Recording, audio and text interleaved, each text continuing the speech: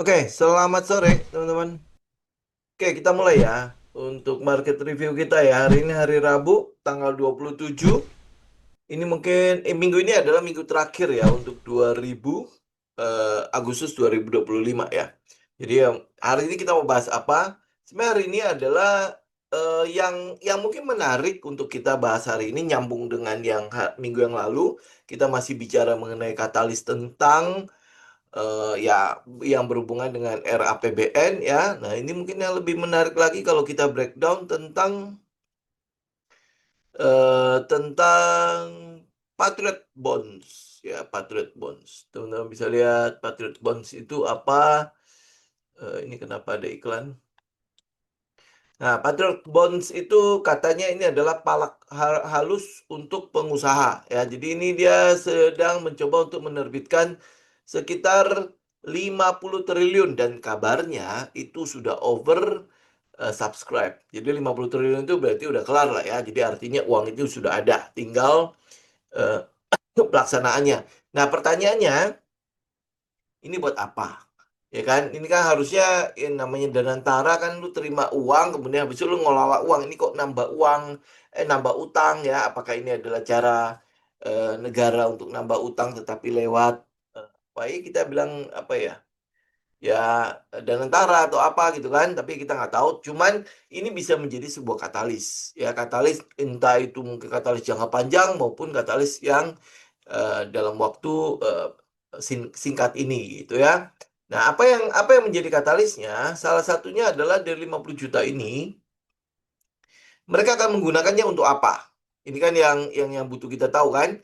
Mereka akan menggunakannya untuk apa? Salah satunya adalah untuk pengelolaan sampah. Jadi kalau eh, lihat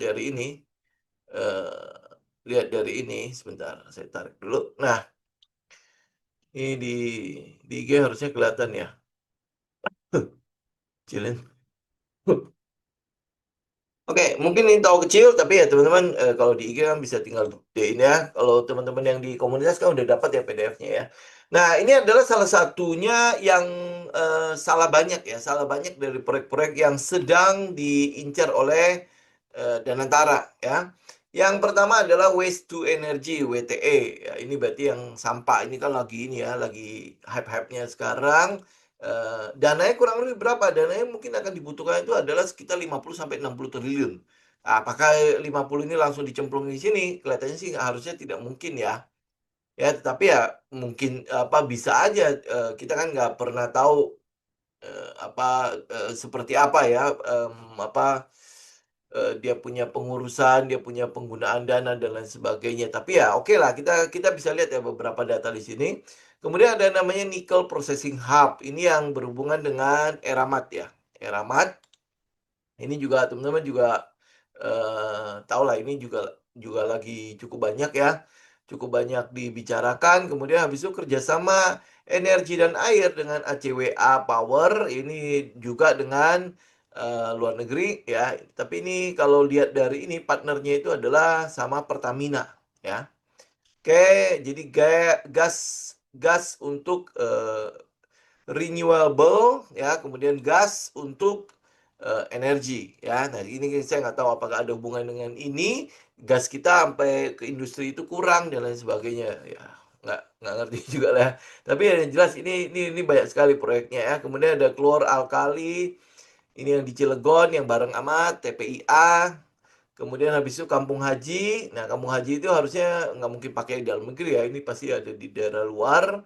Ya, kemudian habis itu ada kilang, kilang modular ini yang untuk memproses minyak-minyak yang mungkin kalau kita import dari US, ini prosesnya di sini. Ya, kemudian habis itu kilang-kilang yang lain yang mungkin juga akan lebih baik diproses dalam negeri ya. Nah, kemudian habis itu 18 proyek strategi hilirisasi ini sudah kita bahas di hari Jumat kemarin.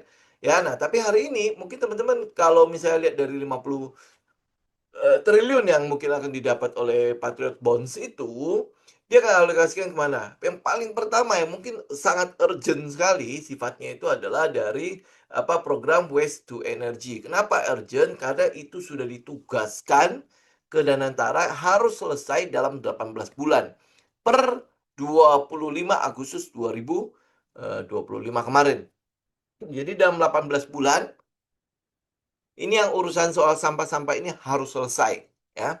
Dan mereka lakukannya dengan, membangun, PLTSA namanya, PLTSA. Jadi pembangkit listrik tenaga sampah, ya. Pembangkit listrik tenaga sampah ini tinggal tunggu Perpresnya doang ya, peraturan pemerintahnya doang. Jadi targetnya pengelolaan sampah itu tuntas sebelum 2029.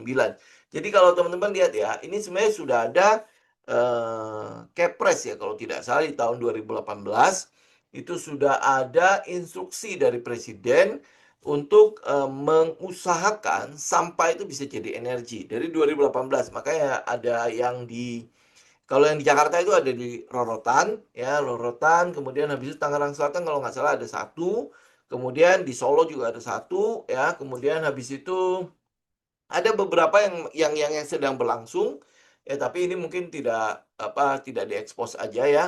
Nah cuma yang di Rorotan itu memang ada sedikit-sedikit masalah ya, tapi ini harus dipercepat sampai ke kalau di Kepres itu mengatakan 2029 itu harus 100% masalah sampah itu selesai.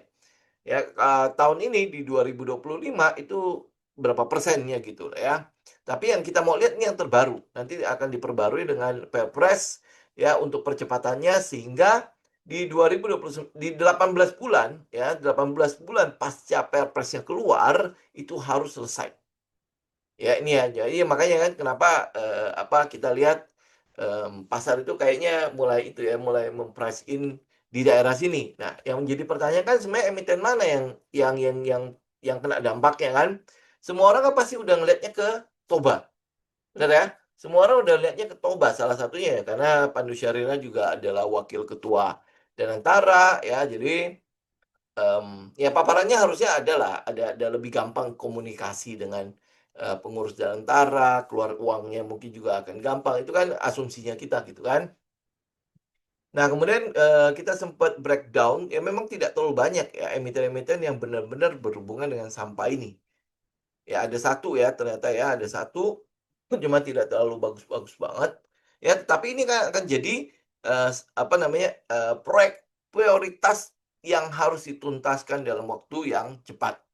18 bulan soalnya. Jadi dari Agustus ini, 18 bulan kemudian itu berarti 2027 itu awal antara Maret sampai April itu harus sudah selesai nih. Di 33 kota prioritas ini. 33 ya, 33 kota prioritas. Jadi teman-teman tinggal breakdown aja 33 kota itu pasti kota-kota besar. Karena yang berurusan dengan sampah-sampah ini pasti kota besar. Ya nggak mungkin kota-kota kecil itu, dibangunkan, kayak gini kan. Dia pasti akan berhubungan dengan kota-kota besar. Jadi ini yang teman-teman bisa perhatikan salah satunya. Jadi beberapa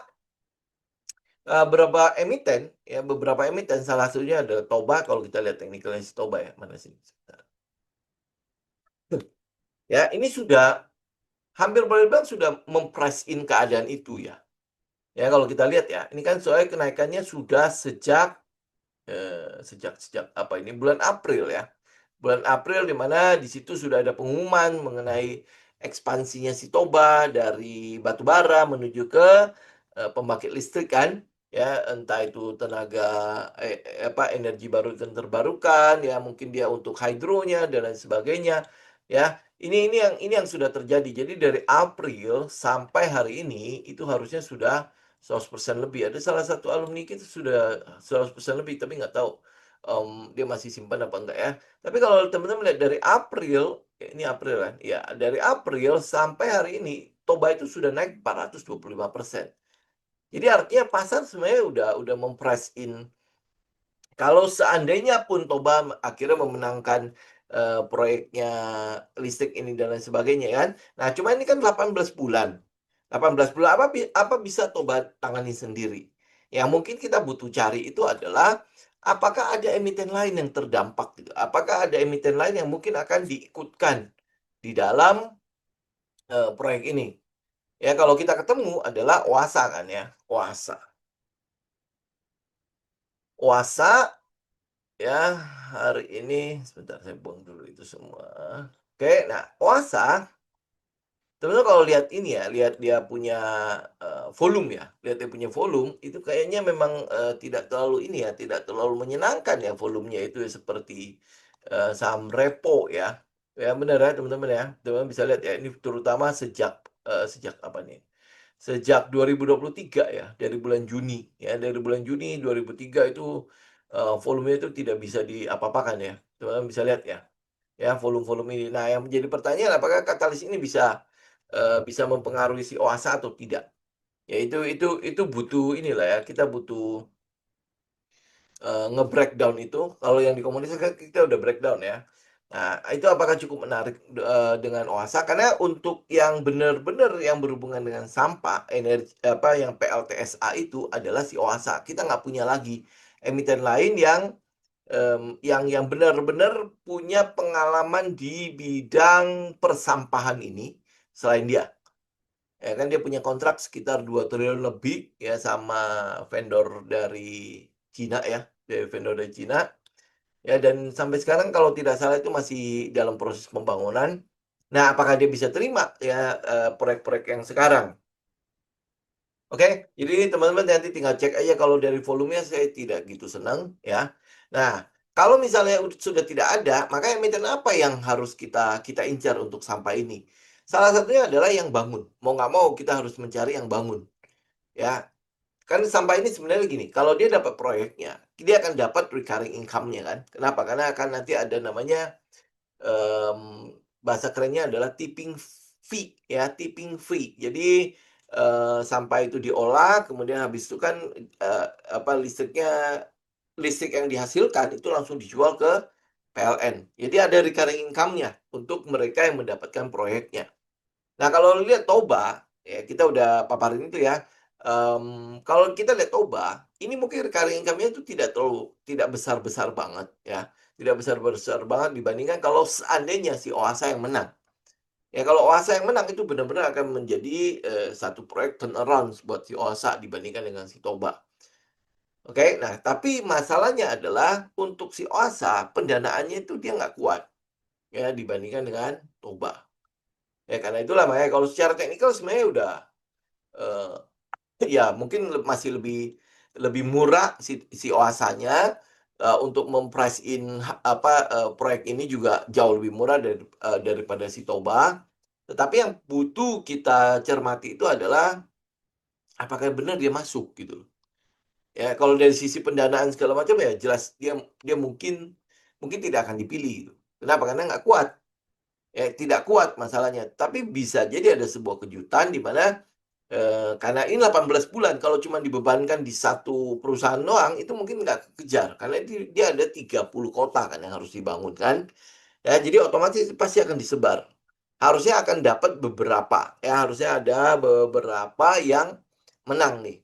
Ya, terutama mungkin yang kalau teman-teman mau price in itu adalah price in untuk yang konstruksinya, yang melakukan pembangunan untuk, PLTSA ini, ya, PLTSA ini. Nah, kalau kita bicara mengenai konstruksi, engineering-nya, konstruksinya, maintenance-nya, ya, terus habis itu perlengkapan di dalamnya, maka kita cuma menemukan beberapa tok, ya, beberapa tok yang bisa kita andalkan. Tapi ini one time project ya. Ya, yang pertama adalah untuk konstruksi itu ada Wika, ada Adi, ada PP. Ya, ada PT-PP, ya itu aja. Kenapa WSKT tidak? Ya karena, utangnya sudah kebanyakan, eee, Wika juga sebenarnya utangnya sudah kebanyakan. Ya yang kemungkinan besar akan dipilih itu adalah Adikarya sama PT-PP. Nah, tapi kalau misalnya yang dipilih adalah Adikarya sama PT-PP, mereka berdua ini tidak punya, pengalaman untuk membangun PLTSA ini. Ya tidak punya pengalaman ini. Jadi kalau dia tidak punya pengalaman ini, sedangkan Wika kan punya. Kalau nggak salah Adi ya, Adi juga punya ya, Adi punya sekali yang, rorotan itu siapa yang bangun ya? Sebentar ya, mari kita lihat RDF rorotan itu siapa yang bangun?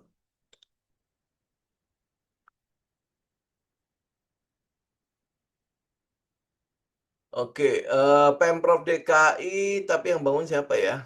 Eee, sebentar. Oh punya Wika, ya rorotan itu punya Wika. Nah Wika malah disuspend ya? Oh ya, ya. Jadi ini Wika yang bangun, yang Rorotan itu adalah yang bangun Wika. Nah, jadi artinya kalau misalnya Wika, kan utangnya udah gede segala macam. Jadi kelihatannya tidak mungkin akan dipilih. Kenapa dia tidak mungkin akan dipilih? Salah satu sebabnya itu adalah karena proyek-proyek di Indonesia kan kita tahu sendiri ya, dia butuh bahasa kerennya itu harus ada pembangunan, ada milestone-nya. Jadi lu harus bangun sekian persen, baru lu bisa menagih pencairan untuk dana, ya. Jadi dia butuh ada modal awal untuk melakukan pembangunan ini. Jadi kalau kalau Wika kita tahu ya itu udah gede banget di di kereta cepat ya. Jadi kereta cepat dia udah gede banget, dia punya um, utangnya. Kalau dibebani ini lagi, ini jelas udah pasti akan lebih susah. Apakah pendanaan dari perbankan itu bakalan dapat? Ini udah disuspend dari kapan sih?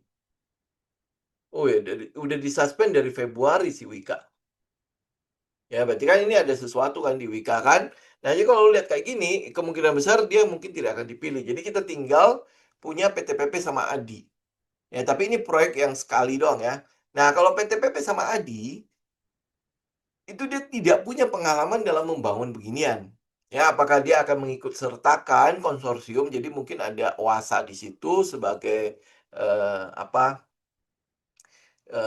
kita bilang transformasi knowledge-nya ya sehingga dia mungkin bisa bisa masuk ke dalam konsorsium tersebut ya untuk untuk menangani pembangkit listrik tenaga sampah ini atau mereka benar-benar independen dia mengambil penasehat atau konsultan dari luar yang memang punya pengalaman itu jadi nggak milih OASA gitu loh. Ya ini jadi kita tinggal menunggu. Ini mungkin kita harus bilang gini lah, kita masih tebak-tebak aja kan, karena pemenangnya sebenarnya sudah ada, karena sudah di sudah ada ini kok, sudah ada konfirmasinya kalau kontraknya itu sudah ada pemenangnya. Artinya lelangnya sudah ada pemenangnya. Sebenarnya yang sekarang yang ditunggu itu adalah perpresnya. Ya, jadi peraturan presidennya bagaimana untuk mempercepat menjadi 18 bulan. Karena kalau tidak ada perpres ini, maka pencairan-pencairan dana yang dilakukan oleh Danantara untuk proyek ini itu dianggap sebagai ilegal. Karena itulah makanya cuma ditunggu doang. Ya, nah tunggunya kapan? Sebenarnya udah ada berita-berita mengenai ada peluang Perpres itu akan ditandatangani segera. Nah ini ya, nih ya Perpresnya kan di 2018 sudah ada, tapi ini ada namanya percepatan ya. Sebentar ya. Nah ini yang 2018 ini revisinya ya, tapi masih kayaknya belum belum belum kelar ya. Ya ini ya. Ini, nah ini baru nih, tanggal 27 kan, ini hari ini nih. Ini barusan keluar nih ya. Jadi 17.15 kan kita mulai jam 16 kan. Nah, teman-teman bisa lihat ya, dia sedang ngebut. Ya nggak tahu ngebutnya itu seberapa cepat, tapi ini sudah ada yang nulis nih, OASA, Geber, proyek pengolahan sampah. Ya, jadi pasar harusnya sih udah mulai itu loh ya. Ini teman-teman tahu nggak ya, Cinta Lora itu ya. Nah, ini harusnya Harusnya berarti tinggal Perpres itu, kemudian habis itu diumumkan pemenangnya. Nah, yang jadi masalah kita adalah, kan kita nggak punya orang dalam ya untuk, lu tahu nggak siapa yang sudah menang dan lain sebagainya kan, ya. Nah, kalau kata kita trader, mau nggak mau kita lihatnya apa? Lihatnya teknikal. Nah, kalau teknikal mengatakan kepada kita bahwa yang di-price ini itu adalah Toba. Yang diperhatiin itu adalah Toba. Jadi potensi si Toba untuk ada di dalam proyek ini itu udah cukup besar ya. Sudah cukup besar, cuman harganya itu sudah terlalu tinggi. Jadi apa yang harus kita lakukan untuk si Toba sembari menunggu perpresnya ya, perpresnya itu berarti ya karena begini ya, kita sebenarnya butuh satu candle lagi sih. Tapi kalau misalnya anggaplah ini adalah high-nya ya. Ya, nih berarti kita akan nunggu di sekitar berapa ini 1140 sampai 1100 gitulah ya. Nah, tapi ini ingat ya, ya sekali lagi karena kita udah research kita udah tahu bahwa proyek ini mungkin itu sudah di pricing untuk ditoba karena dia udah naik sampai 400% lebih. Jadi sudah price in kalau dibicara mengenai recurring income teman-teman butuh cek ya, cek karena udah ada beberapa penelitian atau beberapa, komplain, beberapa protes yang dilakukan oleh, itu apa ya, yang pemerhati lingkungan ya, terutama ini ya, proyek yang dekat dengan, Jakarta aja di daerah Rorotan itu katanya menimbulkan banyak sekali masalah di situ. Ya. Nah, apakah ini dibikin sampai 30 PLTS itu masalahnya bakalan sama apa enggak? Atau dari rorotan ini, pemerintah itu sebenarnya sudah belajar ya, sehingga ya dia nggak akan menimbulkan masalah-masalah itu, untuk yang PLTS A yang lain. Jadi setidaknya kita boleh katakan gini lah ya, sampahnya terasasi ya, kemudian habis itu mereka bisa menghasilkan energi, ada hasilnya yang bisa disumbangkan ke masyarakat kemudian tidak menimbulkan masalah di masyarakatnya, ya, oke? Nah, kalau teman-teman lihat ya, kalau dia belum belajar itu juga yang penting bangun aja dulu, ya. Jadi kita mungkin saja akan, price in sampai, proyeknya jalan. Begitu proyeknya jalan, teman-teman pasti tahu ya, harga itu kan bergerak bukan, apa namanya, bukan menunggu proyeknya jadi, kemudian habis itu, oh benar sudah terjadi proyek dan lain sebagainya. Harga itu sudah bergerak mem-price in hal itu. Jadi ekspektasi pasar itu sudah jalan, ya, ekspektasi pasar itu jalan. Sama mungkin teman-teman, mungkin kalau bicara mengenai kasusnya FUTR, CBRE, ya, NINA, DADA lah, dan lain sebagainya. Teman-teman bisa lihat ya, market itu mem-price in duluan kan, ya. Apakah itu sudah kejadian? Belum. Ya nggak ada sesuatu pun yang bilang FUTR itu sudah jalan. Sudah diakuisisi belum? Ya, NINA sudah diakuisisi? Belum. Tapi memang udah ada CSPA-nya, memang sudah bayar ya, tetapi proses sampai akhirnya itu belum kan, ya. Tapi teman-teman kalau begitu diumumkan, oke sudah, proses akuisisi semua sudah selesai, sekarang tinggal right issue doang ya. Teman-teman bisa lihat itu udah selesai, harganya udah kelar. Ya, NINA itu udah kelar. Nah, karena itulah makanya kalau lu nunggu, misalnya kayak, kita bilang ya, ini kita nggak tahu loh ya, benar apa enggak ya, kayak FUTR, CBRE, ya. CBRE lu bayangkan ya, perusahaan yang semiskin itu bisa beli, kapal itu sampai 10 kali lipat dari asetnya. Itu kan ya pasti lu bertanya-tanya lah ya kan. Nah, tapi kan masalahnya adalah pasar itu nggak nunggu, ya tidak menunggu, ini semua itu sudah dikonfirmasi apa belum. Yang penting dia jalan dulu. Nah, ini sama. Kalau teman-teman lihat Toba, berarti kan Toba itu sebenarnya sudah jalan duluan kan. Dia untuk mem-price in ya apapun yang ada di depannya, terutama setelah Pandu dinyatakan sebagai wakil ketua Danantara kan. Teman bisa lihat ya banyak sekali proyek-proyek akhirnya masuk ke Toba kan. Termasuk nanti yang ini apalagi ini mau dipercepat kan. Kalau mau dipercepat, otomatis pemerintah mau nggak mau harus ngambil yang sudah dipercaya lah. Lu punya dana, lu benar-benar bisa merealisasikan ini karena ini sudah instruksi presiden kan. 18 bulan tuh harus kelar. Ya, nah otomatis ya ini sudah di-price in gitu kan, udah di-price in, sudah jalan. Nah, karena dia sudah di-price in, artinya ini harga sebenarnya sudah mahal. Ya, untuk si Toba itu harganya sudah mahal. Yang bisa kita lakukan untuk Toba adalah swing. Ya, kita swing dulu. Jadi kalau memang dia sesuai dengan setup kita, area masuknya kita sesuai dengan setup kita masuk situ. Kemudian next habis itu ngapain? Karena ini masih ada katalis ini, kita nggak tahu Perpresnya akan jadi kapan, revisinya akan jadi kapan kan. Nah, kalau lu udah masuk ke dalam Toba, seandainya ini dia bisa masuk ke dalam 1.200 sampai 1.100 gitu ya. Dia bisa masuk ke area itu, nah lu tinggal follow the trend. Ya, jadi artinya lu punya trailing stop untuk masuk ke situ. Nah, kalau misalnya nih, aku kayaknya mau coba spekulasi di Oasa. Nah, udah. Teman-teman berarti cari titik masuknya di Oasa. Gimana teman-teman cari? Ini kan udah dapat ya. Ini harusnya high-nya sih udah dapat lah ya. Kita anggap high-nya sudah dapat ya, anggap ya. Karena teman-teman tinggal nanti pantau aja high-nya kan. Berarti kita masuknya di daerah mana? Berarti masuknya di daerah 220 ke bawah. Ya, daerah 220 ke bawah. Nah, kalau teman-teman mau price in untuk kontraktornya bagaimana? Karena kontraktor ya, kalau teman-teman lihat konstruksi ya, Mungkin, PT-PP sudah jalan. Ya kalau teman punya PT-PP ya tinggal hold aja ya, siapa tahu dia dapat gitu loh. Ya kenapa? Karena ini dari April ini juga udah jalan. Ya kita nggak tahu, mungkin ya memang sudah dirancang ini, nggak mungkin belum dirancang lah ya. Harusnya sudah dirancang. Dan kalau teman-teman bilang, Danantara jauh lebih senang untuk melibatkan BUMN, ya salah satunya mungkin PT-PP ini bisa teman-teman lihat. Walaupun dia tidak punya pengalaman ya membangun, pembangkit, listrik tenaga sampah, tapi everything kan bisa, bisa dipelajari kan, ya. Nah, kalau teman-teman lihat PT-PP, kita lihat ya, area masuk kita berarti ada area 358 ke bawah. Ya, jadi kalau dia udah sampai ke bawah 358, ya itu udah bisa. Tapi ini sifatnya masih spekulasi ya kalau PT-PP ya. Termasuk ADI juga.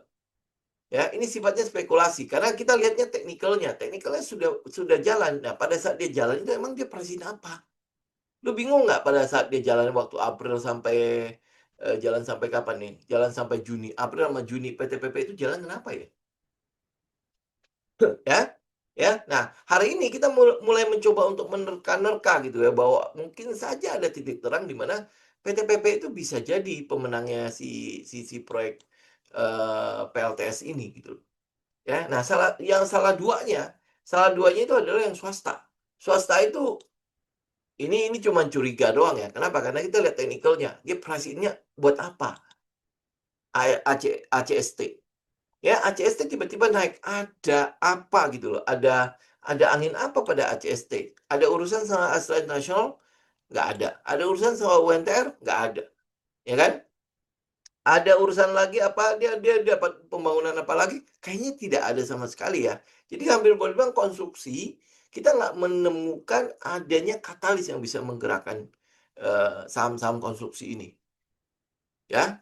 Nah, kalau tidak ada, satu-satunya proyek yang memang membutuhkan konstruksi secara cepat adalah si ini, PLTSA ini. Nah, PLTSA, nah kita ini kan berapa, 2 hari kemudian, 2 hari yang lalu, bukan 2 hari yang lalu, tanggal 20 malah. Tanggal 20 Agustus, berarti seminggu yang lalu, dia naik dan arah 2 kali. Ya, ini kan jadi satu pertanyaan, apakah ACST itu akan dipilih? Ya, kenapa ACST dipilih? Nah, teman-teman lihat lagi ya ke belakang. Atau lihat lagi proyek ini PLTSA ini, ya proyek tenaga sampah ini dia sebenarnya butuh apa aja, apakah setelah bangun udah selesai? Ternyata dia butuh juga kayak misalnya, crane, kayak misalnya itu ya, apa sih namanya, kayak bulldozer itu yang mendorong-dorong sampah itu, kemudian habis itu beko, ya beko untuk, itu apa sih namanya, beko kan yang bener ya, buat ngaduk-ngaduk sampah itu segala macam kan. Itu kan dia butuh alat berat. Nah, kalau dia butuh alat berat, dia kemana? Kalau di emiten yang ada di Bursa Efek Indonesia kan cuma ada UNTR dan Hexa kan, ya kan? Nah, saya nggak tahu Hexa itu masih cukup terkenal nggak, tapi yang pasti UNTR, pasti mungkin mungkin saja ada kebagian, proyek ini. Coba nanti kalau udah jadi ya, tapi bisa jadi itu sudah dipesan. Teman-teman bisa lihat ya, UNTR itu juga Juni ya mulai naik coba, April, kemudian habis itu Juni mulai naik kembali. Nah, ini di apa UNTR ini? Dia pricing emas ya, tambang emasnya atau pricing apa ini? Gitu. Ini kan sebuah kecurigaan melihat pergerakan harga. Kenapa kalau lihat dari ini, framework-nya kita ya untuk tradingnya, kan kita butuh katalis ya. Nah, kalau dia tiba-tiba bergerak begini, katalisnya apa? Ya, UNTR ada katalis apa gitu loh. Ya kan tidak ada. Nah, satu-satunya yang paling dekat ini adalah ya ini, proyek untuk, mmm apa, sampah ini ya. Ini bisa bisa teman-teman perhatikan. Jadi bisa aja kalau misalnya UNTR mungkin terlibat, bisa nggak dia ngajuin anaknya? Ini mungkin, cucunya kali ya, ACST itu anaknya apa cucunya ya? Ya harusnya anaknya ya, anaknya berarti Arko sama ACST itu kayaknya anaknya. Nah, bisa nggak dia ngajuin ACST juga untuk masuk ke dalamnya? Karena ada peluang, di mana alat beratnya juga akan diborong. Karena ini dia butuh 30 PLTSA, ya kemudian habis itu kalau lu lihat ya, satu PLTSA aja butuh satu beko, satu bulldozer, ya satu lagi, yang kren itu ya. Berarti setidaknya dia butuh memborong masing-masing satu-satu kan. ya setidaknya nih ya, masing-masing satu. Nah, eee harusnya UNTR itu pasti mencium baunya lah, atau minimal diundang gitu, diundang untuk ikutin lelangnya, benar nggak? Ya, nah kalau UNTR dapat nih, "Oh, lu, ada lelang itu ya, bagaimana kalau misalnya untuk kontraktornya juga gua masukin anak gua?" Ini pemikiran saya loh ya. Ya, karena apa? Karena yang kita curiga adalah ACST ini ngapain naik? Ya kenapa naik? Karena ini anaknya kan. ACST itu udah diakuisisi, jadi akhirnya ini adalah anaknya atau cucunya Astra, pokoknya grupnya si Astra lah. Ya, karena itu dia naik gitu loh. Jadi karena itulah makanya kita mau nggak mau, karena kita nggak punya bocoran, nggak punya, nggak bisa ngelihat amplop pemenangnya juga, semuanya masih semuanya diam-diam aja. Jadi kalau kita lihat pada pergerakan-pergerakan harga di emiten-emiten yang berhubungan dengan, pembangunan itu, ini kita bilang kita sotoy lah ya. Kita sotoy dulu ya. Artinya sok tahu dulu ya, karena lihat pergerakan harga yang aneh ini. Ada UNTR di situ, ada ACST di situ, ada PT-PP di situ, mungkin saja ADI, tapi ADI, kelihatannya sih, cuman begitu-gitu aja ya, pasar mungkin nggak terlalu memprice-in ADI ya. Lihat ya, ini dia jalannya udah Maret, ya, kemudian habis itu Juni baru mulai naik lagi. Tapi nggak terlalu memprice in si Adi. Kenapa? Karena mungkin urutannya gini, PT-PP itu secara keuangan itu paling solid, ya. Sekarang hampir boleh bilang utangnya kan yang paling bagus itu dia, ya, paling bagus itu dia, kemudian Adi, Wika, WSKT udah paling hancur.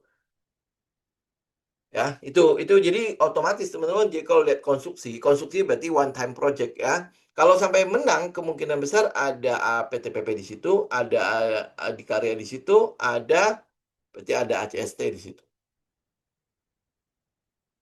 Ya, kalau Wika segala macam mungkin kita udah lupakan aja. Nah, nggak tahu anaknya yang beton-beton itu mungkin bisa ikut apa enggak, kayak Weton, WSBP, apakah dalam pembangunan ini butuh nggak yang kayak gitu? Kalau butuh kayak gitu mungkin mereka akan kena dampaknya, ya. Tapi kalau nggak butuh, ya sudah, berarti kan kita lihat di konstruksinya saja. Jadi apa yang kita lihat dari, dari katalis ini, pertama adalah Toba, ya udah pasti. Kedua adalah Wasa, ini adalah spesialis pembangkit listrik tenaga sampah. Karena itu adalah satu-satunya emiten yang ada di Bursa Efek Indonesia yang berkaitan dengan pengelolaan sampah. Cuman sayangnya adalah pendanaannya kurang. Jadi dia nggak kuat modalnya. Kalau diambil semuanya dia kayaknya nggak kuat. Tapi kita nggak tahu juga ya. Siapa tahu ada namanya kejutan di situ. Tiba-tiba, oh deh, gue bayar di depan deh. Ya biar lu jalan dulu. Ya, siapa tahu kan? Tapi ini juga tidak menutup kemungkinan kalau Danantara itu pasti akan memperlebar, ya, memperlebar konsorsiumnya. Kenapa? Karena ini butuh 18 bulan harus jadi nih, 30 proyek ini minimal. Ya, 30 PLTSA itu minimal dalam 18 bulan itu harus jadi. Artinya 30 PLTSA ini harus jalan barengan. Jadi ini proyek, kita bilang apa ya? Dana cepat, proyek cepat, uang cepat juga.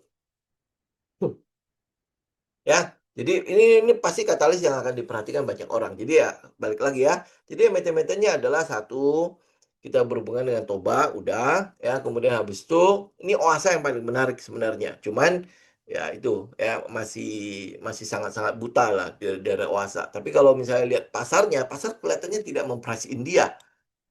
Ya, kenapa ya? Karena ya itu keraguan di fundamentalnya, pendanaannya segala macam itu semua meragukan sekali ya. Kemudian habis itu teknikalnya kalau dia berhubungan dengan repo, berarti banyak sekali yang megang sahamnya dia.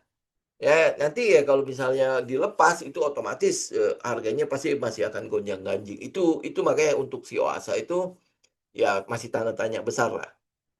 Kemudian untuk daerah konstruksi itu kita punya tiga. Nah, jadi ini adalah engineering-nya, ini adalah konstruksinya, construction-nya, ya, ini adalah perusahaannya. Jadi yang kita curiga itu adalah PT-PP, yang kita curiga yang kedua itu adalah Adikarya, ini berhubungan dengan BUMN. Kemudian habis itu kalau yang swasta, yang mungkin yang bisa kita lirik itu adalah ACST. Ya, ACST. Kemudian habis itu kalau teman-teman lihat alat berat, kita lihatnya adalah UNTR. Kenapa nggak Hexa? Hexa itu likuiditasnya kurang. Kalau ditradingkan, itu kelihatannya tidak terlalu ini. tidak terlalu, wah-wah banget gitu ya, kita bisa dimasukin banyak orang tuh nggak bisa. Ini Hexa, ya harganya sih jauh lebih murah dibandingkan WNTR ya. Karena itulah daripada apa, berspekulasi terlalu besar di Hexa, ya udah sekalian aja lu lihat UNTR walaupun ya, apa namanya, jumlah-jumlah lotnya kurang lebih sama ya, tapi mungkin akan lebih liquid, UNTR, benar nggak? Ya. Nah, tapi ini berhubungan dengan alat berat. Alat berat itu mungkin next lah ya, jadi mungkin di ujung-ujung lah ya, dibandingkan dengan, sekarang-sekarang. Tapi bisa aja kontraknya udah masuk, sehingga itu bisa jadi, apa ya, mempercantik laporan keuangannya di tahun ini. Ya sama kayak inilah, kayak konstruksi. Kalau konstruksi itu benar bisa masuk, benar yang 3 itu jelas akan mempercantik, laporan keuangannya mereka. Ya, nah apalagi kalau sampai diumumkan ya, Wasa itu akhirnya menang, masuk bagian, Toba kalaupun masuk ya mungkin paling loncatan-loncatan itu ya momentum, momentum sebentar aja, karena udah benar-benar udah terlalu mahal.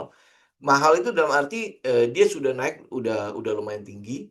Nah, apakah bisa naik lagi? Sebenarnya kalau untuk yang posisi valuasi sekarang si Toba, plus uang ini, ya plus proyek ini, dia mungkin ya cuman membuat dia stabil aja. Tetapi kalau proyek ini masuk ke Wasa, ini bisa menjadi story turnaround untuk Wasa sendiri. Lompatan dari small cap bisa sampai ke middle cap-nya. Karena ini melibatkan 50 sampai 60 triliun. Apalagi kalau sampai dia menang gitu ya. Itu jelas ya bisa lompatannya itu pasti akan, tinggi sekali. Teman-teman bisa lihat laporan keuangannya lah. Ya sekarang Oasa cuma berapa gitu kan kalau kemasukan proyek ini jelas dia akan lompat lompat tinggi sekali, gitu ya. Jadi ini yang teman-teman bisa perhatikan untuk, proyek ini ya. Yang lain-lain ya kayak nikel segala macam ya teman-teman bisa bisa cek lagi lah. Saya mungkin tidak akan bahas ini, karena kita sudah bahas lumayan, ya. Kemudian habis ini ya, yang kita bahas di hari Jumat kemarin. Oke? Oke, sampai sini teman-teman ada pertanyaan nggak? Udah ya. Wika suspend, WG itu adalah perumahan, Bu. Ya, nggak mungkin masuk ke dalam ke daerah sini. Untuk ini ya, untuk WG ya. Kalau lu masih bilang weton, ya weton mungkin mungkin masuk, cuman mesti dijabarin dulu karena saya nggak tahu, pembangkit listrik tenaga sampah ini butuh nggak apa, barang-barang begitu. Kalau di tol udah pasti butuh kan. Terus habis itu kalau untuk, apa namanya, gedung-gedung tinggi kan mereka pasti butuh karena, eee, apa, weton itu sebenarnya itu loh yang apa, yang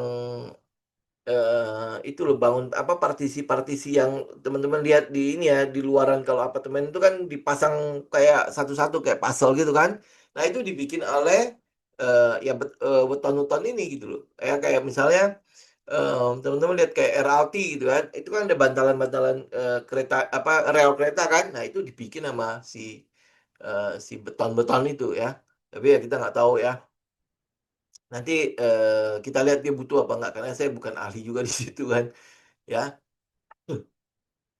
Oke, ASLC. Nah, ASLC itu, saya nggak tahu katalisnya apa, tapi ini sudah naik, sudah naik banyak, ya. Nah, kalau begini, dia karena dia udah momentum ya. Kalau dia udah momentum, tunggu dia pullback aja.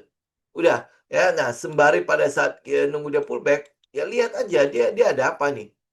Yang kita tahu itu terakhir itu kan adalah Astra kan, Astra sama Amdo kan, ya. Nah, apakah, memang itu juga salah satu yang mengkerek si ASLC atau seperti apa? Karena katalisnya sampai sekarang nggak ketahuan kan. Ya ini biasanya akan inilah, akan ada kejutan tiba-tiba ada beritanya, nah baru. Ya tapi kalau beritanya udah keluar itu biasanya sudah price in ya. Jadi nggak perlu dikejar, ya tunggu aja lah. Ya tunggu ini udah pasti dari money spot, cuman karena dia tidak katalis, nggak mungkin kita mau tiba-tiba memperhatikan ASLC. Ya, kecuali dia ada katalis ya mungkin kita bisa ngelihat. Ya karena kalau dia udah ada katalis, ini kayak gini ya, harusnya kita udah bisa masuk di sini kan, pada saat dia breakout. Ya kita udah bisa masuk, cuman kan nggak ada katalis, karena framework-nya kita mensyaratkan harus ada katalis dulu, baru kita mulai mencari, ya mencari saham-saham tersebut. Karena kita nggak trading dari technical masalahnya, kita tradingnya itu dari katalis. Kayak misalnya kayak tadi ya PLTSA ya. Nah itu kita mulai dari situ, makanya kita masuk ke apa ya, wasal lah, tobal lah, segala macam, itu yang kita jabarin. Nah, ini kalau misalnya diketok palu, pasti harus ada orang-orang ini gitu loh, ya. Kecuali dia milih, emiten-emiten yang memang apa, perusahaan-perusahaan yang memang tidak ada di Bursa Efek Indonesia, gitu. Kalau yang ada di luar ya kita nggak tahu, ya. Nah, tapi kalau yang di dalam Bursa Efek, karena Danantara ini adalah proyek proyek negara, harusnya dia akan melibatkan BUMN. Ini perkiraannya kita ya kalau sekarang ya. Karena itulah makanya kita lihat di situ. Tapi kalau dia tidak katalis, bagaimana kita mau lihat? ASLC betul kita sudah lihat dari lama kan, cuman kan dia tidak kemana-mana. Karena dia tidak kemana-mana, ya makanya kita nggak mungkin tiba-tiba melirik dia gitu.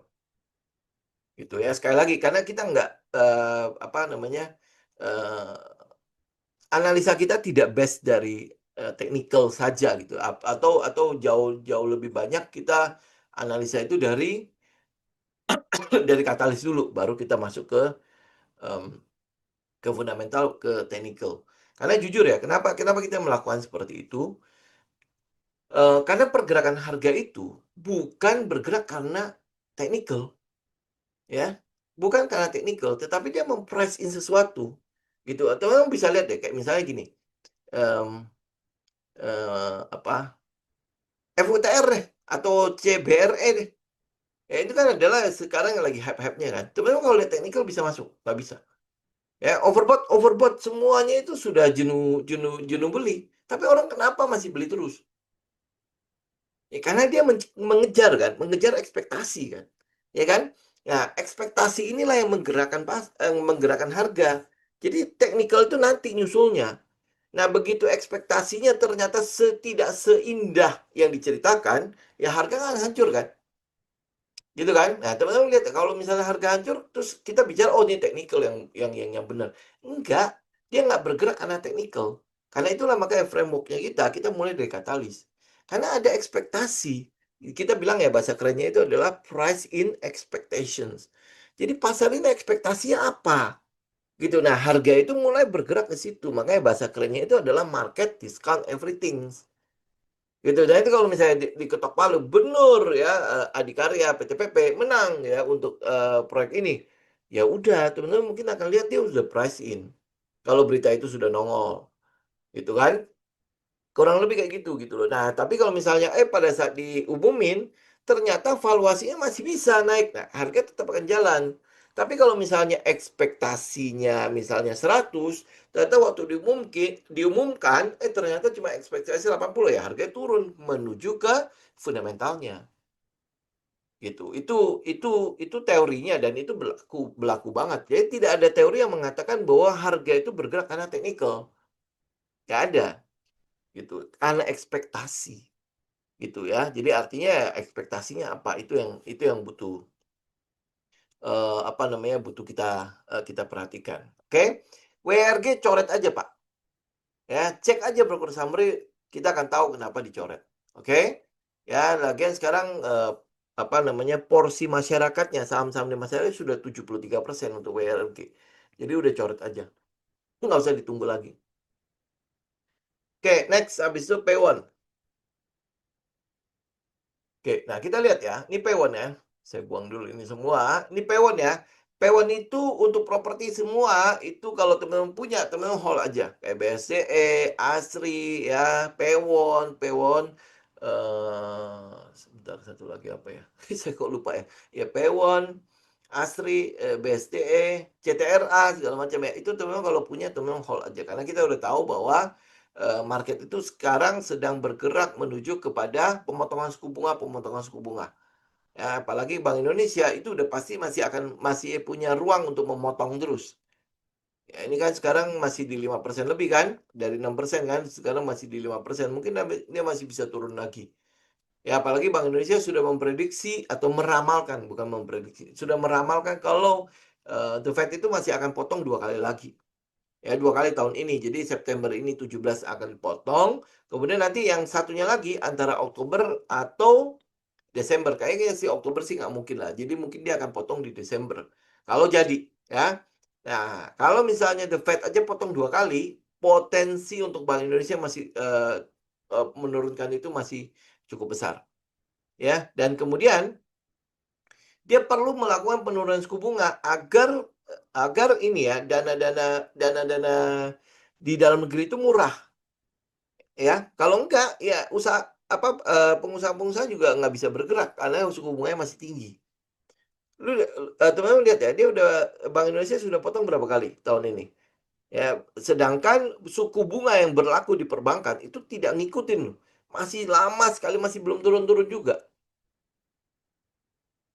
Ya, nah itu makanya kenapa si Bank Indonesia masih butuh melakukan penurunan beberapa kali lagi agar net interest margin perbankan itu menarik untuk mereka mau menurunkan suku bunganya mereka. Nah, begitu suku bunga di perbankan mulai turun, teman-teman lihat KPR, KPM ya, mobil ya, KPM, kemudian habis itu KPA ya, KPA itu apa ya? Saya lupa ya. Pokoknya itulah ya, kredit itu kan mulai jalan. Karena kalau dia nggak turunin, net interest marginnya itu tidak menarik. Ya, jadi perbankan itu tidak mau turunin gitu.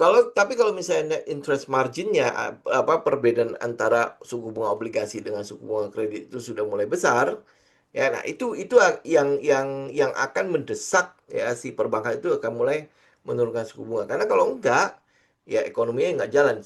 Dana pihak ketiga yang mereka juga nggak akan muter juga gitu.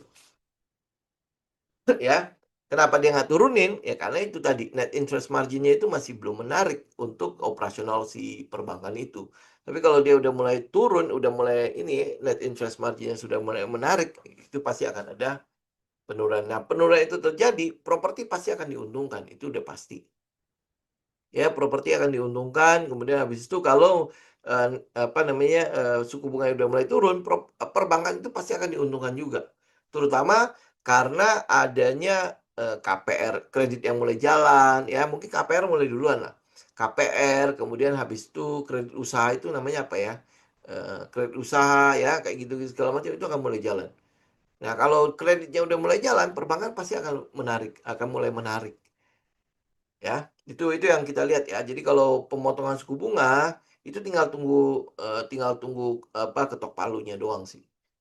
Ya karena market itu masih memprediksi di atas 70 kan. Nah, sekarang kalau nggak salah masih 80-an kan. Ya, nah jadi itu untuk yang properti-properti lu punya barang lu pegang aja. Nah, kalau belum punya barang gimana? Kalau belum punya barang, nih cek ya. Nah, teman-teman berarti udah ini tinggal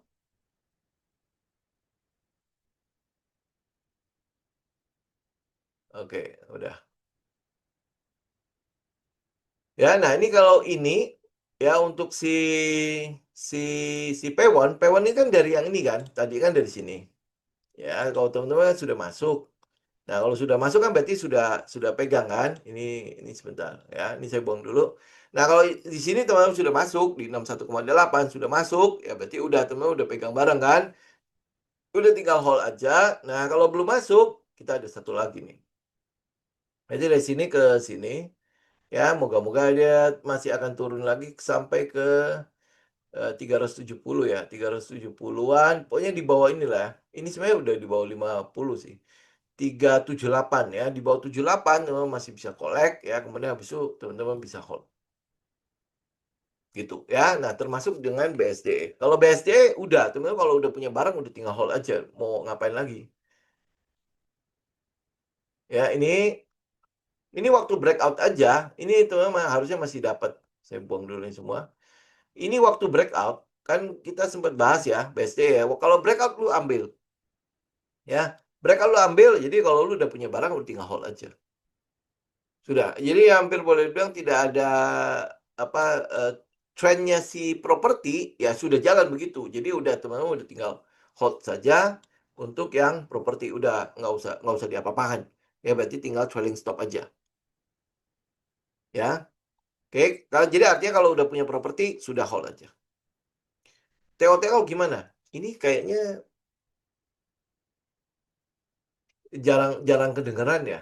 Tapi ini jalan juga ya.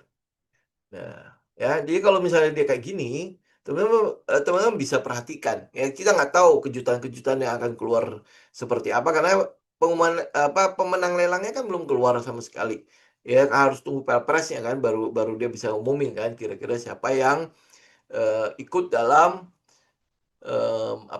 proyek itu kan. Ya, jadi ya udah kayak gini, kalau misalnya yang kayak mencurigakan begini, teman-teman tinggal perhatikan. Ya, perhatikan dia kalau dia masuk ke dalam setup, teman-teman bisa buy. Ini setupnya kan di sini. Ya, dia cuma sampai ke gocap nih. Ya, sampai ke 50, ya udah berarti nggak bakalan ya. Oh ya, nah kalau Teo nggak bakalan ikut proyek pemerintah, teman-teman berarti mungkin lihat ada ini kali ya, ada katalis yang lain ya. Ya, ini pasti ya Pak. Karena saya nggak pernah teringan ini sih. Ya. Nah, kalau kalau betul, oh yakin ya udah. Berarti udah selesai. Jadi teman nggak usah ngarapin dia ada di daerah proyek sampah ya. Nah, kalau enggak ya berarti ada something di sini, ada sesuatu di sini. Lu cek dulu aja katalisnya. Ya, tapi kalau secara teknikal kita memang harus menunggu adalah di bawah 640 kan, tapi dia sudah turun di bawah situ, jadi sudah naik. Nah, kalau begitu lu hitung komen aja udah. Tadi yang nanya TL siapa ya? Bu Mira ya. Bu Mira tinggal hitung komen aja. Ya, saya nggak tahu komennya udah nongol belum. Belum. Ya, ini tinggal tunggu break ini. Ini break ini. Tapi saya nggak tahu loh ya, untuk katalisnya saya nggak ngerti. Tinggal break 800, nah 800 bisa bisa ikut. 800 ikut breakout, kemudian habis itu pullback. Ya, breakout pullback. Ini kalau lihat ini kan resistennya ya. Jadi mungkin saja skenario-nya adalah breakout, pullback, terus baru jalan. Ya, ini kalau kita lihat dari teknikalnya si TOTL ya. Kayak cuma volumenya sih nggak tahu kuat-kuat banget ya. Ini isap apa sih? Ada ya saham isap ya? Oh, ada loh ya. Em, ini apa? Ini tapi sahamnya nggak liquid sama sekali, Bu. Ya, saya nggak tahu juga ini urusannya sama BYD ini apa. Coba ya. ISAP ini apa ya? Coba kita lihat sebentar ya. Ini saham apa sih? Ini mesin dan perkakas mesin. Oh, oke. Apa BYD ini ngambil mesinnya dari sini? Maksudnya begitu kan? Ngambil mesinnya dari sini. Saya tidak tahu ya, apakah benar apa enggak ya. Itu bocoran dari mana ya, Bu? ISAP ini.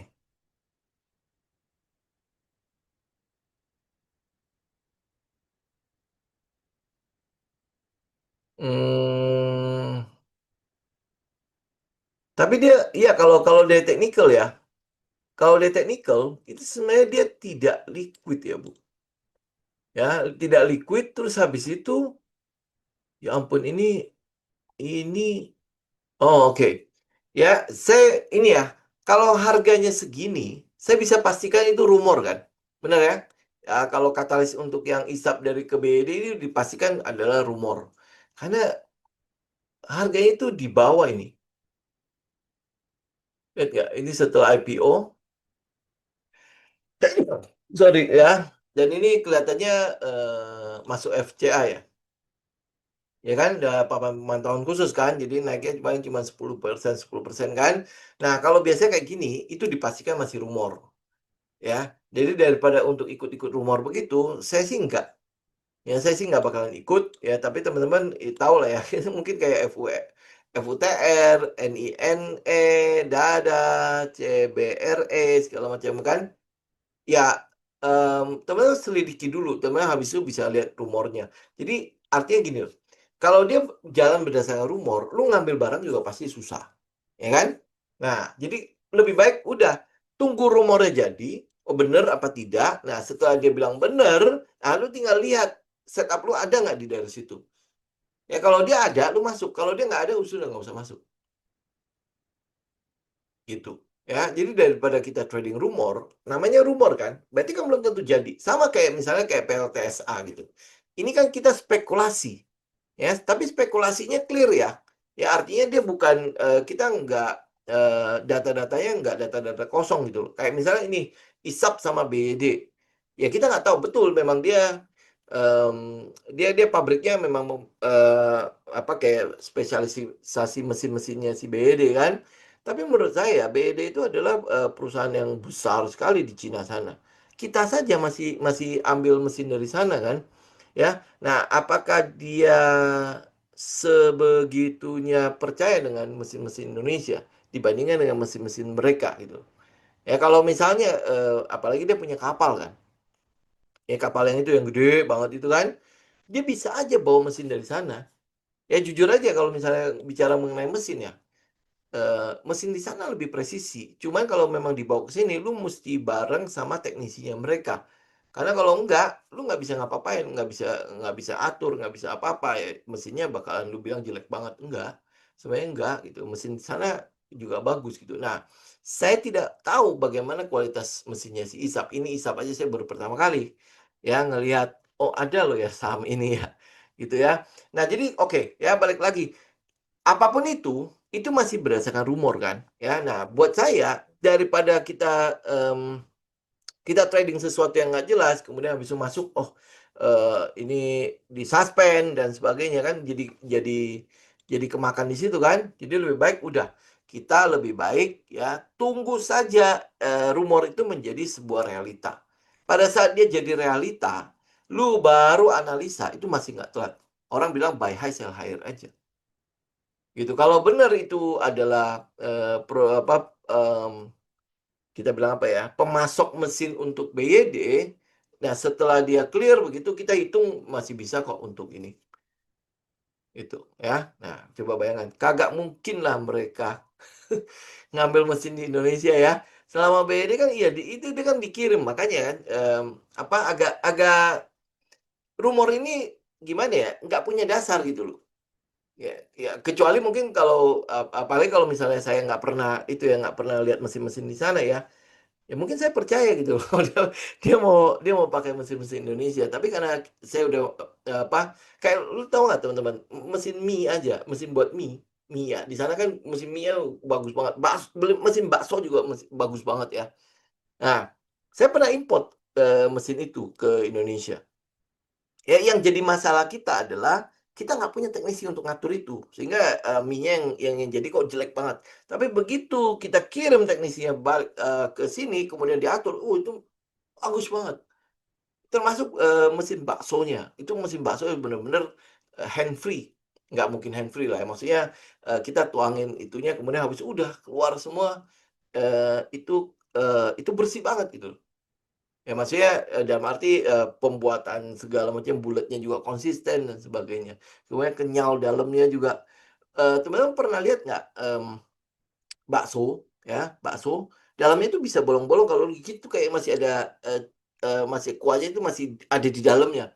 Kemudian, ya kalau kenyalnya kan, tergantung dari campuran daging sama tepung kan, tapi dia bisa konsisten ya, di dalamnya itu masih ada pori-porinya. Ya, teman-teman kalau misalnya nanti ke Guangzhou ya, atau mungkin bisa ke daerah-daerah, kampungnya akong saya ya, itu memang daerah bakso tuh, daerah Santau, daerah Jiayang tuh. Lalu lihat konsistennya itu bisa kayak gitu mesinnya. Itu mesin dari sana. Ya, lu coba mesin yang di sini, ya bagaimana cara bikinnya. Saya nggak mengecilkan mesin buatan sini ya, tapi mereka bisa, udah mesinnya murah ya, konsisten lagi. Ya konsisten ya. Padahal kalau teman-teman tahu pabriknya itu bukan pabrik-pabrik besar banget.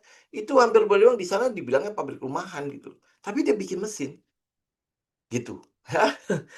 Ya itu agak aneh sih memang. Tapi ya begitulah. Itu SDM di sana lah ya. Oke, nah oke kita balik lagi. Ini kalau masalah rumor udah kita tunggu aja nanti kalau dia udah selesai benar baru kita mulai ya.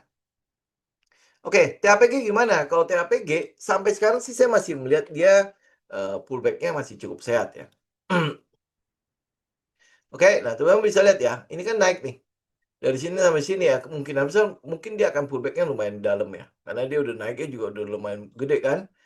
Jadi kalau teman-teman lihat, ini mungkin masih akan ada, ini kalau kencang begini bisa jadi sampai ke 71,5 ya. Ya, nah kalau begini apa yang kita lakukan? Lu kalau kena trailing stop udah selesai. Iya Pak, saya Tio Chu Pak. Ya, ini kalau dia udah kena rank shock udah selesai. Ya, jadi kalau, kan teman-teman pasti ada trailing stop-nya kan, ya. Nah, kalau dia kena trailing stop, selesai, udah, ya. Kita nggak usah tahu dia pullback sehat apa enggak, pokoknya kena trailing stop, kita kelar dulu, nah nanti kita tinggal cari lagi setup untuk kita masuk. Oke, ya. Pullback udah pasti sehat. Kita memang lihat ada beberapa katalis kok ya. Sekarang, kita kan nunggu September. September di mana, Eropa itu akan mengesahkan perjanjian, CEPA yang kemarin ditandatanganin kan, itu berhubungan dengan, CPO. Kemudian yang kedua itu adalah soal WTO. WTO sendiri sudah mensupport Indonesia di dalam hal apa namanya, dalam hal itu ya sengketa antara ini ya antara Eropa dan Indonesia. Jadi kalau sampai itu menang, udah sebenarnya itu udah yang apa katalis yang sangat positif untuk sawit ya. Tapi yang kedua, teman-teman juga perhatikan ya, kenapa diturun? Karena ada potensi di mana katanya kemarau, kemarau, ya kemarau itu mungkin akan lebih panjang. Ya, saya nggak tahu bener nggak ya. Cuman ya akhir-akhir ini udah hujan lagi gitu. Jadi kemaraunya kapan gitu. Hitungannya masih mereka punya hitungan lah ya. Nah, kalau kemarau berarti sawit-sawit ini nggak tahu bagus. Karena sawit ini katanya makan air itu banyak sekali. Ya, jadi kalau dia kemarau, maka produksi apa namanya produksi buahnya itu bakalan jadi kecil-kecil. Kemudian habis itu kalau itu diperah menjadi CPO, CPO-nya pun tidak akan maksimal. Ya, itu yang kita lihat. Termasuk MA50 kalau nggak menggunakan MA50 tinggal 711 aja, Bu. Berarti turun 11%. Ini kalau 711 ini harusnya udah kena lah. Sebentar. Nah ya, ini hari ini harusnya udah keluar. Oke. Oke, ini saya kelarin untuk ini ya. Yang itu ya. BBKP gimana? BBKP kalau udah hold, keep aja udah. Ya, BBKP. BBKP kan kemarin kan gini. Ya, ini BBKP ya. Ini kenapa ada kelas B ya? Ya saya baru ini ya, saya baru ngeh ya. Ini BPKP ya, ini terakhir ya. BPKP kalau teman-teman punya barang udah tinggal keep aja karena kita udah punya story turnaround di situ. Ya, kalau kemarin yang membuat dia akhirnya tidak bergerak itu kenapa? Satu, karena DR-nya gede, utangnya gede kan. Kemudian yang kedua adalah NPL-nya gede banget. Ya. Nah, itu dua ini. Ya. Kalau teman-teman berani hold, silakan hold kan. Saya udah katakan seperti itu. Kalau nggak keluar, ya keluar sembari ya tinggal update ya perkembangan selanjutnya. Nah, kenapa dia naik? Salah satunya katalis yang membuat dia naik kencang itu adalah dia bayar utang. Ya, bayar utang ke induknya yang dulu dia pinjam 3,7 triliun, dia bayar. Ya, dia bayar. Tapi dari mana dia bayarnya? Dia terbitin obligasi. Ya, dia terbitin obligasi, ya kelihatannya sih untuk membayar utang ini. Nah, yang jadi pertanyaan obligasi ini siapa yang beli ya? Ya, tapi ini udah dibayar. Jadi artinya DER-nya itu turun. Ya, DER-nya turun. Nah, diharapkan ya ke depannya angka-angka fundamentalnya akan terus membaik. Ya, harapannya seperti itu. Angka-angka fundamentalnya terus membaik. Nah, bagaimana cara memperbaiki NPL-nya? Salah satunya adalah dia genjot kredit. Ya, genjot kredit. Nah, apakah ada kemampuan dia menggenjot kredit? Kalau kita lihat makronya, makroekonomi kita, di mana Bank Indonesia terus menurunkan suku bunga, ya, dia ada peluang kalau suku bunga kredit juga akan turun. Suku bunga kredit akan turun, diharapkan ekonomi jalan. Begitu ekonomi jalan, kredit jalan. Ya, ini yang mau kita lihat ke depannya. Ya, karena situasi makronya mendukung, makanya ada price in pada market. Jadi kalau udah punya barang, hold aja udah. Kita juga udah punya 30% lebih kan, walaupun dia turun segitu kan. Teman-teman udah tinggal hold aja. Nah, kalau misalnya ada kesempatan, ya udah tinggal ada kesempatan untuk masuk lagi, ya tinggal masuk lagi. Ini kan saya buang ya. Nah, kesempatan untuk masuk lagi kemana? Ya cek aja masuknya. Berarti daerah sekitar 74 ya. Ya, benar ya dia retest kembali ke support dan resisten. Ya itu kurang lebih lah untuk BPKP. Oke, ya, saya pikir hari ini kita cukup dulu ya. Ya artinya untuk ini ya, untuk katalis buat PLTSA kita udah membahas untuk beberapa emiten yang bisa teman perhatikan. Yang pasti ada Toba, ada Oasa di situ. Tinggal kita tunggu lah, kita tunggu bagaimana reaksi market terhadap dua hal ini. Kemudian habis itu ada konstruksi, di situ ada Wika lagi. Ada PTPP, ada ADI, ada ACST. Ya, kalau TOTL itu kan sudah dipastikan tidak akan ikut beginian kan. Ya, mungkin dia punya katalis yang lain. Ya, nah termasuk yang saham-saham lain, siapa tahu ada dampaknya kayak UNTR, Hexa, dan sebagainya. Itu teman-teman tinggal perhatikan aja. Ya, oke. Baik, teman-teman. Untuk hari ini kita cukupkan ya. Nanti kita ketemu lagi hari Jumat yang akan datang ya. Semoga bermanfaat. Saya izin pamit. Thank you. God bless. Terima kasih.